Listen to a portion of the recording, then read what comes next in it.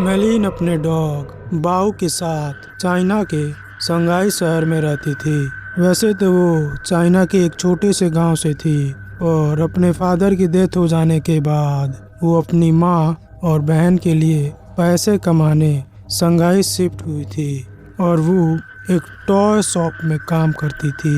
उसे टॉयज बहुत पसंद थे, लेकिन टॉय में से सबसे ज़्यादा पसंद थी डॉल। क्योंकि वो एक टॉय शॉप में काम करती थी तो वो डिस्काउंट रेट पर अपनी मनपसंद डॉल्स ले लेती थी। उसके घर में अलग अलग देशों से आई हुई यूनिक डॉल थी।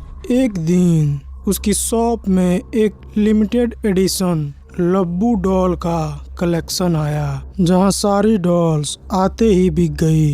एक डॉल मेलिन ने पहले से ही अपने लिए अलग रख ली थी। उस लबूडू डॉल का कलर गोल्डन था, एक ऐसा शेड जो बाकी लबूडू डॉल से अलग था।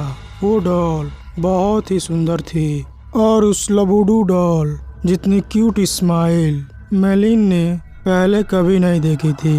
मेलिन उस लबूडू डॉल को अपने घर ले आई। वो उस दिन बहुत खुश थी और बस उस लबूडू डॉल को निहारती जा रही थी। उस डॉल की प्यारी सी नीली आंखें, गोल्डन कलर का सुंदर सा फूर, लंबे लंबे कान और प्यारी सी बड़े बड़े दांतों वाली स्माइल। मेलिन ने उस लबूडू डॉल को जोर से गले लगाया, उसकी ढेर सारी फोटो खींची और अपने डॉग बाओ को उसकी डॉल फैमिली के नए मेंबर से इंट्रोड्यूस कराया।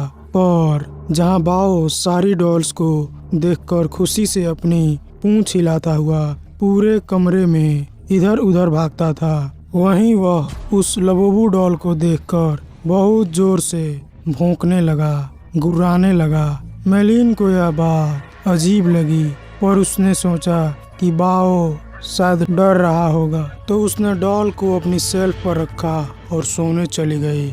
मेलिन को डॉग बाओ, जो हमेशा उसके पास सोता था, उस डॉल को घूरता रहा और कमरे के बाहर भाग गया। अगली सुबह ऑफिस जाने से पहले बाओ लबूबू को देखकर जोर से भौंक रहा था। जैसे ही मेलिन घर से निकलने वाली थी, बाओ ने उसकी जींस पकड़ ली और उसे खींचकर उसके शेल्फ के पास ले जाने लगा। मेलिन ने बाओ को डांटा, लेकिन वो सुन ही नहीं रहा था। मेलिन ने गुस्से में बाओ को बाथरूम में बंद कर दिया और शॉप के लिए निकल गई। उस दिन उसका अपने टॉय स्टोर में सबसे खराब दिन गुजरा। हमेशा सबसे प्यार से बात करने वाली मेलिन अपने कस्टमर से लड़ पड़ी। उसे पता नहीं क्यों कस्टमर पे इतना ज़्यादा गुस्सा आ गया कि उसने उसी वक्त चिल्ला दी। उसके बॉस ने उसे उसी वक्त मेलिन को बहुत डांटा और उसे काम से निकाल दिया।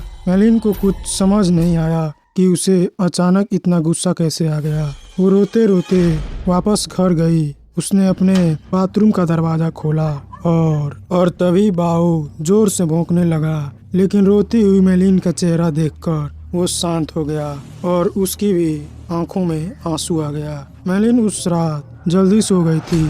सोते हुए उसे किसी की हंसी की आवाज़ सुनाई दी, एक अजीब सी हंसी जो उसने कभी नहीं सुनी थी। तभी उसने देखा कि उसके कमरे के कोने में कोई खड़ा हुआ उसे घूर रहा है।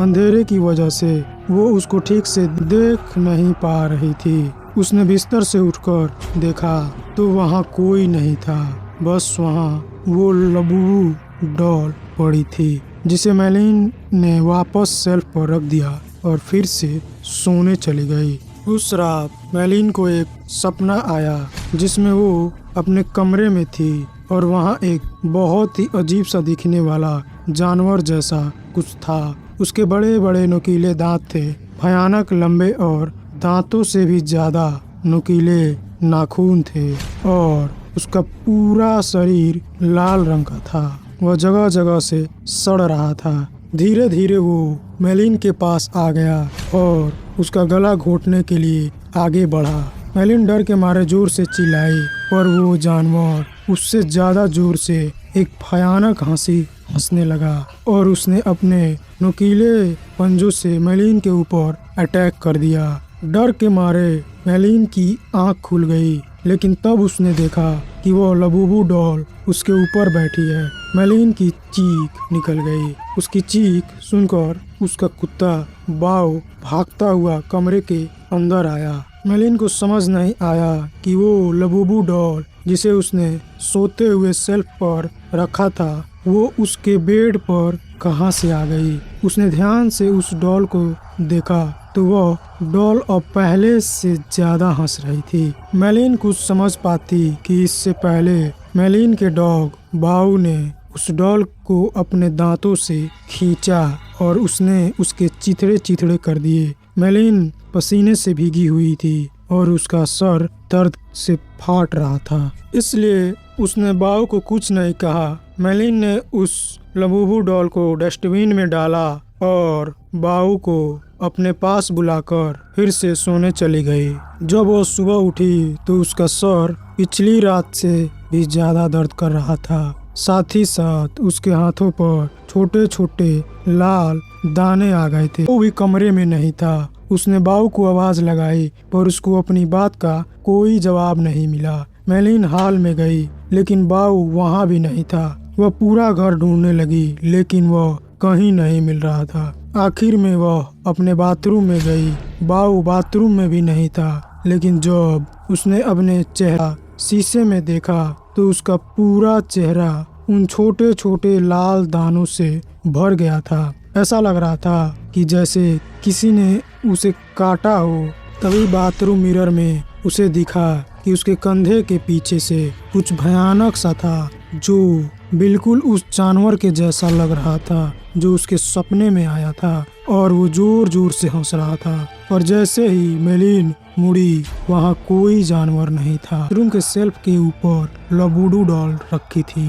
मेलिन को यह अपनी आंखों का धोखा लगा। उस लबूडू डॉल को तो उसके कुत्ते बाऊ ने तहस नहस कर दिया था, तो अब वो डॉल वहाँ कैसे आ सकती थी। बल्कि उस डॉल के चेहरे की स्माइल एक प्यारी सी स्माइल से बदलकर एक बहुत भयानक हंसी में बदल चुकी थी। मेलिन अब घबरा गई थी और वो बाऊ की आवाज देती हुई घर के बाहर चली आई, लेकिन वह आस-पास कहीं नहीं मिला।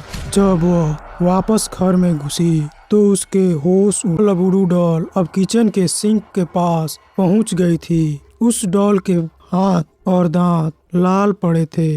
जब मेलिन ने सिंक के नीचे देखा तो उसके रोंगटे खड़े हो गए। वहाँ उसके डॉग बाऊ की बॉडी पड़ी थी और उसमें से खून बह रहा था। ऐसा लग रहा था कि जैसे उसको किसी ने बुरी तरह नोच लिया है। बाऊ मर चुका था और यह देखकर मेलिन की हालत खराब हो रही थी। उसे समझ आ गया था कि यह लबूडू डॉल कोई आम डॉल नहीं है।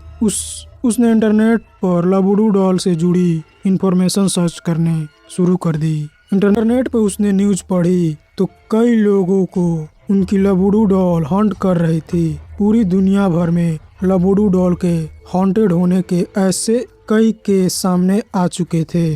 लबूडू डॉल लोगों को बाइट कर रही थी और उनके साथ बुरी बुरी चीजें घट रही थी, जैसे उनकी जॉब चले जाना, उनके बीमार हो जाना या उनके किसी करीबी की मौत। ये सब न्यूज पढ़कर मेलिन और ज्यादा डर गई थी।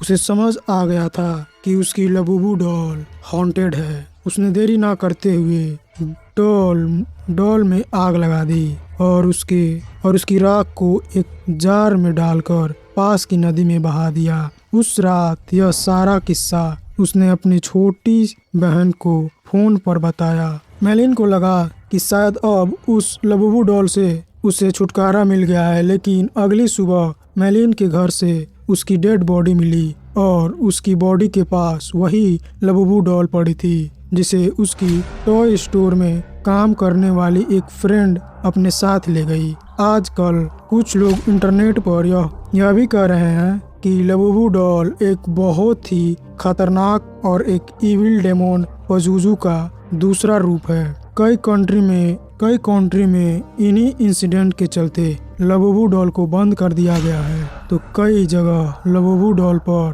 पेरिस्ट ने एक्सोर्सिज्म भी किया है। दोस्तों, आपको क्या लगता है, लबूबू डॉल सच में श्रापित है? क्या उसमें सच में एक डेमोन है या ये सब एक अफवाह है? हमें कमेंट में ज़रूर बताएं।